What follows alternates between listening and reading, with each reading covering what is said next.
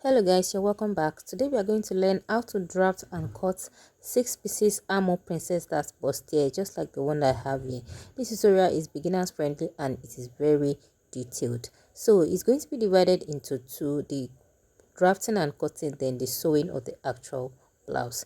So we are going to draft the pattern in this tutorial, and the first thing I did here is I have my pattern paper, then I drew my line, a vertical line and a horizontal line, which is going to serve as my shoulder line and my center front line. Here is going to be the center front, and I have my shoulder line here. This is just going to be a guideline. You can decide not to have a line like mine.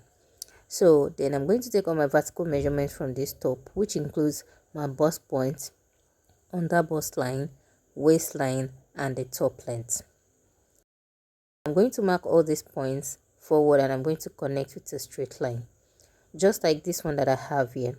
The next thing I'm going to do is to divide my shoulder measurement into two, and I'm going to mark from this top line like so. I'm going to mark my neck width 3 inches, then the neck depth 2.5 inches because the neck of the top is a bit high.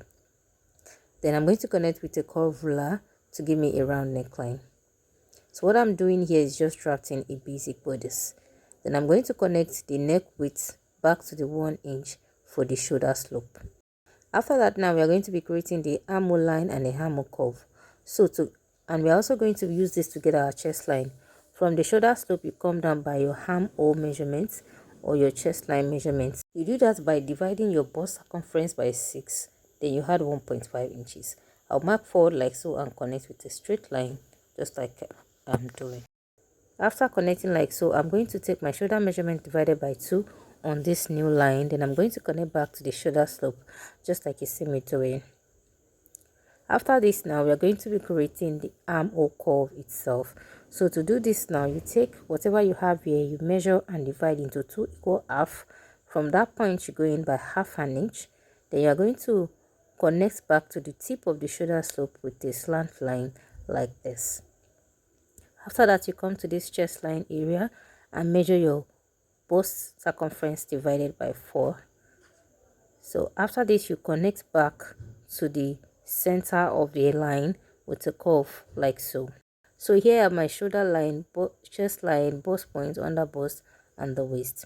So the next thing I'm going to do now is to measure and mark my nipple to nipple measurement, also known as the bust span. I'll measure from the bust point to the top length. I'm going to connect with a straight line. Unlike our regular darts, we are going to be having a different type of dart because this is a bustier. On the center front line, exactly on the under bust, you're going to measure and mark 0.5 like so, and you're going to measure the same thing on the top length. Towards the side front, you're going to measure 1 inch, 1.25 or 1.5 depending on what works for you and your measurement or your size. You are going to use the same measurement you use for your normal bustier. Then I'm going to connect these points together. Then after connecting like so, I'm going to connect back to the bust point with a curved line, just like you see me doing. I'm going to connect both sides to the bust point line with a curve. So because we are going to be drafting a armhole princess dart, we are going to be having a dart around the armhole. So you're going to measure around your armhole and find the midpoint. So from this bust point, you go up by 1/2 inch. You connect with a line like so. Then from this 1/2 inch, you connect back to the armhole with your curved line like so. The purpose of a 1/2 inch is to eliminate a sharp point around the bust point area so that we have a smooth line. Then after this, we are going to be creating our dart. So to take the dart, just like we take on the underbust, we are going to be taking that around the armhole. So you can decide on how many inch you want to use. For this one, I'm going to be using 1 inch in total, meaning I'm going to be taking 1/2 inch beside this line that we have here. Then we are going to connect back with a curve. So I want us to watch carefully the way I'm going to be connecting. So everything you're going to connect is going to go back to the bust point line like so, and it has to blend in. You must not have a sharp point. So this line that we have here, you're going to extend it by 1 inch. You extend it by the exact inch you used to create the dart. So you come to this chest line and replace back that same 1 inch and reconnect like so. So this dart area here, we're going to be cutting it off. The purpose of extending this part is to make sure that the armhole aligns by the time you want to join it, because you're going to be cutting off this part. I'm going to highlight all the lines that I'm going to be needing. So guys, the next thing I'm going to do now is to take my body circumference measurement. Okay, and I'm going to be using 1/4 of my circumference. On the bust area, we already measure and mark our bust circumference divided by 4, and we replace the 1 inch dart. Okay, so after this, you're going to add your stitching allowance of 1.5 inches. You might use less or more than that.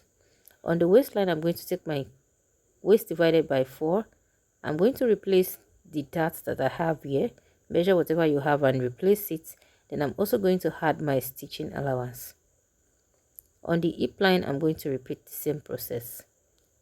1/4 of the hip, the dart intake replacement, and the stitching allowance. After taking all these points, I'm going to connect them together from the bust to the waist and from the waist to the hip area, just like you see me doing. So we're going to be cutting out this dart area here, just like the one we have on the armhole as well. So the next thing I'm going to do now, I'm going to label accordingly: center front, side front, and I'm going to be cutting on fold. Then the side front, I'm going to be cutting 2. All right, so I want us to pay close attention to the way I'm going to be cutting it out. So the first thing, I cut out the margin line because it's not part of my measurement. Then I'm going to cut out the darts from the waist alongside to the armhole like so. And I'm going to cut the other side. Just make sure you cut it according to the line and do not have a sharp point. Then I'm going to be cutting on the new armhole line, not the first one. So guys, that'll be all for the cutting. And after which you are done cutting, this is what we are going to have for the side front, and here is what you're going to have for the center front. So the front pattern is complete like this. If you do not want to have a 6 pieces, you just want to have a normal bustier, you can leave it. You can as well use your pattern like this. Your bustier is ready. All right, but because of what we want to achieve, we are going to be extending the sides. Before anything, you need to indicate the waistline, because we are going to focus on the waistline down to the top length. So you're going to come in with another piece of paper like so. For the center front, we are just going to extend one side. Then I'm going to tip it down.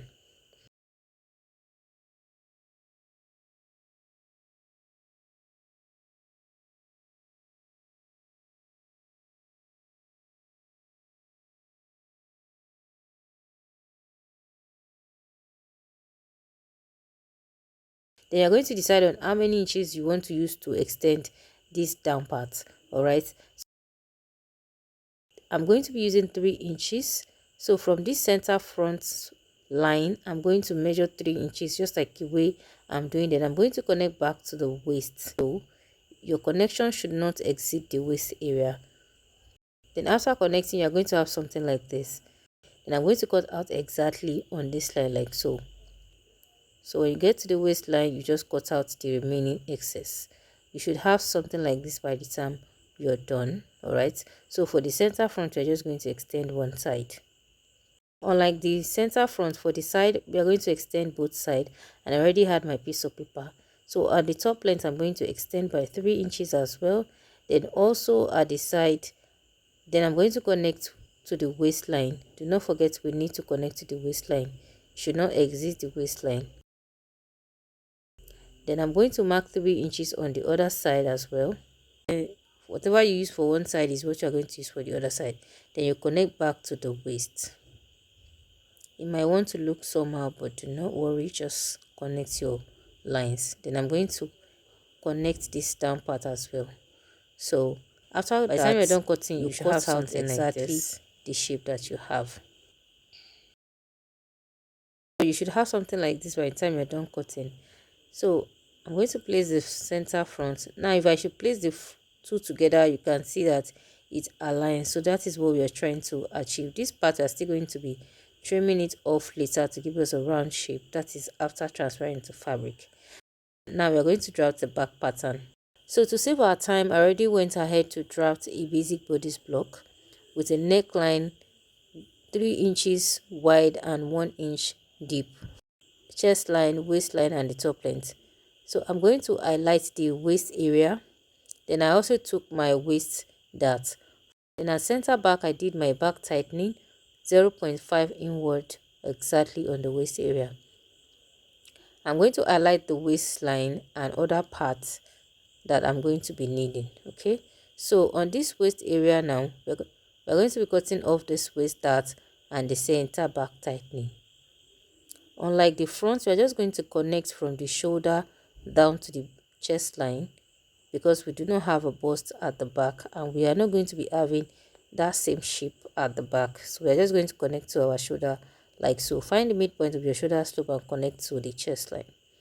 So here I have my zipper allowance. Do not forget, you need a zipper allowance at the back. So when you're drafting your basic bodies for the back, do not forget to add your seam allowance or sewing allowance. Okay, so we are going to be dividing the back into two as well. So the first thing, I'm going to cut off the back tightening.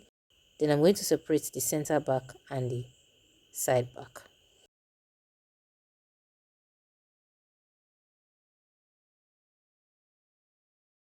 After that, we should have something like this. So just like we did for the front, we are also going to extend the sides of the back as well. Just label your pattern. So what I'm going to do, I'm going to be adding a piece of paper to the side. For the center back, we are going to be extending one side, just like we did for the center front. So I'm also going to measure 3 inches like so, just like I did for the front, and I'm going to extend by connecting from the waist down to the top length. Then I'm going to cut it out. You are not going to extend the part that has zipper allowance. That's going to be the center back. It's just going to be the side that does not have zipper allowance that you're going to extend. I already added my piece of paper and I'm going to measure 3 inches on the top length like so. Then I'm going to connect to the waist on both sides of this pattern piece. After connecting like so, you are going to cut it out exactly the same way you cut the front.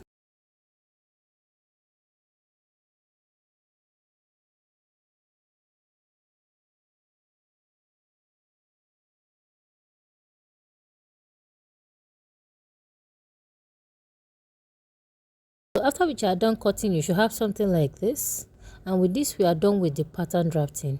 So by the time I place the side together, it should look like so. So guys, with this we are done with the pattern drafting, and here are my pattern piece. For the center front, I'm going to cut on fold, but every other pieces I'm going to be cutting 2 for each of the pattern piece. Alright, because we're going to be having a opening at the back, which is going to be our zipper allowance. That's why we're going to be cutting 2 for the center back. So at the end, you are going to have 3 pieces for the front and 4 pieces for the back, because the center front is going to be on fold while other pieces are going to be cut in double. Now you can now transfer your pattern piece to the fabric and the lining. So guys, this is where we are going to stop for this tutorial. In my next video, we are going to be joining this pattern piece together to make our beautiful blouse. Thank you very much for watching up to this moment. If you find this helpful, kindly give it a thumbs up, click on the like button, share this video, drop your thoughts in the comment section, and please, if you are yet to subscribe to the channel, kindly do so now. Turn on your notification bell so that whenever I drop the sewing tutorial of this blouse, you will be notified. Till we meet again in my next one. Bye bye.